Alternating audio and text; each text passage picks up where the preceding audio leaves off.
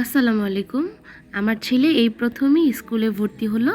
আর এর আগের বছরটা আমি ওকে বাসায় প্রিপেয়ার করেছিলাম। আর এই বছর যখন ওকে আমি নার্সারিতে ভর্তি করলাম, আজকে ছিল ওদের বই আনার দিন। ওর বাবাকে দিয়ে আমি ওকে আজকে স্কুলে পাঠিয়েছিলাম বই আনার জন্য।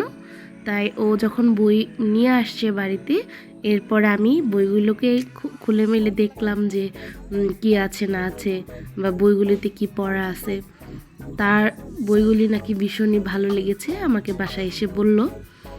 এই তো আমি সবগুলো বই খুব ভালো করে দেখেছি, আর সেও খুব আগ্রহ সহকারে আমার সাথে বসে তার বইগুলোকে দেখতেছিল।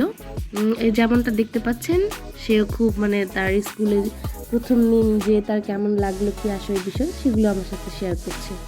আর স্কুলে কী ঘটনা ঘটেছে সে সমস্ত কিছু আমার সাথে শেয়ার করতেছে। সে তো ভীষণই হ্যাপি, দেখেই বোঝা যাচ্ছে। আর আসলে সেটা সবার সাথেই হয়, ফার্স্ট ডে অ্যাট স্কুল, এটা সবারই খুব বেশি একটা আকাঙ্ক্ষিত একটা দিন। তা এটা হচ্ছে পরের দিন। আজকে আমি ওকে নিয়ে স্কুলে গিয়েছিলাম, আর আমরা একটু তাড়াতাড়ি স্কুলে গিয়েছিলাম যেহেতু ফার্স্ট ডে।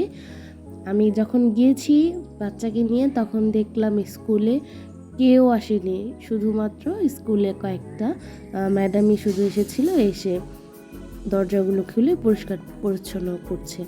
তা আমি ওকে নিয়ে স্কুলটাকে ঘুরে ফিরে দেখলাম। ওদের ক্লাসরুমে ঢুকেছিলাম, এই পরেরটা হচ্ছে ওদের ক্লাসরুম।